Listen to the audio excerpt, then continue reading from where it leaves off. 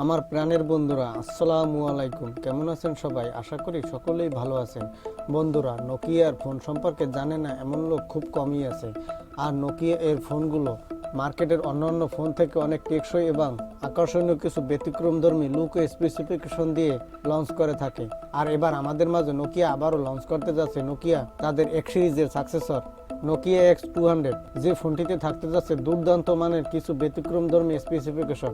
আশা করা যায় এই ফোনটি মার্কেটে সকল ফোনের মধ্যে অনেক জনপ্রিয়তা অর্জন করবে। বন্ধুরা, আমাদের চ্যানেলে যারা প্রথমবার ভিজিট করেছেন তাদের ওয়েলকাম। বন্ধুরা, এখনো যারা আমাদের চ্যানেলটি সাবস্ক্রাইব করেননি তারা আমাদের চ্যানেলটি সাবস্ক্রাইব করে পাশে থাকা বেল বাটনটি প্রেস করে যাবেন। আর অলরেডি যারা সাবস্ক্রাইব করে দিয়েছেন তাদের আন্তরিকভাবে ধন্যবাদ। বন্ধুরা, আজকের এই ফোনটি সম্পর্কে জানতে চাইলে আমাদের সাথে পুরো ভিডিওটি কন্টিনিউ করুন। আর ভিডিওটি দেখলে আপনি বুঝতে পারবেন আজকের এই ফোনটি আপনার জন্য কিনা। তো চলুন তাহলে আজকের ভিডিওটি শুরু করা যাক। এট ফার্স্ট আলোচনা করবে এই ফোনটির লুক ও বিল্ড কোয়ালিটি নিয়ে। ফোনটিতে থাকতে যাচ্ছে দুর্দান্ত মানের মিডনাইট ব্লু কালার এবং ফোনটি পাওয়া যাবে একটি কালার ভেরিয়েন্টই। ফোনটির বডি ফ্রেম হবে প্লাস্টিকের বডি ফ্রেম এবং ফোনটির ওয়েট হবে 217.5 গ্রাম। সেই অনুপাতে ফোনটি একটি ভারী ফোন হতে যাচ্ছে। এছাড়াও ফোনটির ব্যাক সাইডে ব্যবহার করা হয়েছে ট্রিপল ক্যামেরা সেটআপ এবং সামনে থাকছে middle single পাঞ্চল cutting selfie camera. ফোনটির ডিসপ্লে সিকিউরিটির জন্য ব্যবহার করা হয়েছে গরিলা গ্লাস 5 এর প্রোটেকশন। এছাড়াও ফোনটির নিচের দিকে থাকতে যাচ্ছে ইউএসবি টাইপ সি পোর্ট, পাশেই থাকছে লাউড স্পিকার। তবে ফোনটিতে বক্সে প্রোভাইড করা হতে পারে 3.5 মিলিমিটারের অডিও জ্যাক। আমার কাছে এই ফোনটির লুক ও বিল্ড কোয়ালিটি 25,000 টাকা বাজেটের মধ্যে বেশ চমৎকারই লেগেছে। বন্ধুরা, একটি ফোনের কয়েকটি হাইলাইটেড অপশন থাকে, এর মধ্যে একটি হলো ডিসপ্লে। এই ফোনটিতে ডিসপ্লে হিসেবে ব্যবহার করা হয়েছে 6.67 ইঞ্চি মাপের ফুল এইচডি প্লাস রেজুলেশনের আইপিএস অ্যামোলেড প্যানেল। এই ডিসপ্লেটির রেশিও হবে 20:9 রেশিও এবং রেজুলেশন হবে 1080x2412 পিক্সেল। এছাড়াও পিক্সেল ডেনসিটি হবে 401 পিপিআই এবং সাথে সাপোর্ট থাকছে HDR10+ এর সাপোর্ট। ফোনটিতে থাকতে যাচ্ছে মাল্টিটাস্ক ফিচার, যার ফলে একই সাথে অনেকগুলো অ্যাপস অ্যাক্টিভ রাখতে পারবে। এতে গেমাররা দুর্দান্ত প্রিমিয়াম ফিল পেয়ে যাবে। বন্ধুরা, ফোনটিতে থাকতে যাচ্ছে যে ট্রিপল ক্যামেরা সেটআপ। এর প্রথমে থাকছে 48 মেগাপিক্সেলের একটি প্রাইমারি ক্যামেরা, এরপর রয়েছে 2 মেগাপিক্সেলের ম্যাক্রো ও 2 মেগাপিক্সেলের ডেপথ সেন্সর। এই ফোনটির ব্যাকসাইডের ক্যামেরা কোয়ালিটি বেশ চমৎকারী হবে, কারণ নোকিয়া ফোনের ক্যামেরা কোয়ালিটি অত্যন্ত চমৎকারী হয়ে থাকে।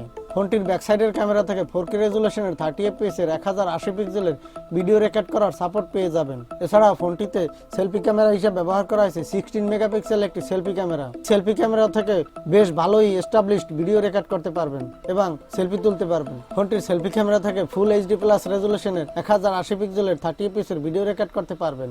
বন্ধুরা, একটি ফোনের মূল হাইলাইটেড অপশন প্রসেসর। এই ফোনটিতে প্রসেসর হিসেবে ব্যবহার করা হয়েছে কোয়ালকম স্ন্যাপড্রাগনের অক্টো-কোর প্রসেসর। এখানে ব্যবহার করা হয়েছে কোয়ালকম স্ন্যাপড্রাগনের 668 5G প্রসেসর। যে প্রসেসরটির গেমিং পারফরমেন্স পাওয়া যাবে বেশ চমৎকার। এখানে আপনি বড় বড় হাই সেটিংস এর গেম ও সফটওয়্যার স্মুথলি প্লে করতে পারবেন কোনো প্রকার ল্যাকিং ছাড়াই। ফোনটি পাওয়া যাবে দুইটি র্যাম রোম ভেরিয়েন্টে। এর বেস ভেরিয়েন্ট হবে 6/128GB এবং টপ ভেরিয়েন্ট হবে 6/256GB। এবং সেই সাথে বাংলাদেশের জন্য সুখবর, এই ফোনটিতে যেমন 5G সাপোর্ট নিয়ে আসতে যাচ্ছে, তেমনি বাংলাদেশের স্বাধীনতা দিবসের সুবর্ণ জয়ন্তীতে 5G শুভ উদ্বোধন করা হয়েছে। ফোনটিতে অপারেটিং সিস্টেম হিসেবে থাকতে যাচ্ছে Android 12, যেটি একটি আপকামিং ভার্সন। এবং ফোনটিতে হাই সিকিউরিটির জন্য ব্যবহার করা হয়েছে সাইড মাউন্টেন ফিঙ্গারপ্রিন্ট সেন্সর। ফোনটিতে থাকতে যাচ্ছে dual SIM standby 5G supported, তবে থাকছে না কোনো SD কার্ড ডেডিকেটেড স্লট। বন্ধুরা, এই ফোনটিতে থাকতে যাচ্ছে একটি big battery, lithium polymer 5000 mAh এর ব্যাটারি এবং সাথে ফাস্ট চার্জার হিসেবে দেওয়া হতে পারে 65 ওয়াটের একটি ফাস্ট চার্জার। বন্ধুরা, এই ফোনটি 2022 সালের ফেব্রুয়ারি মাসের দিকে ইন্ডিয়া এবং বাংলাদেশের মার্কেটে অফিসিয়ালি লঞ্চ হতে পারে।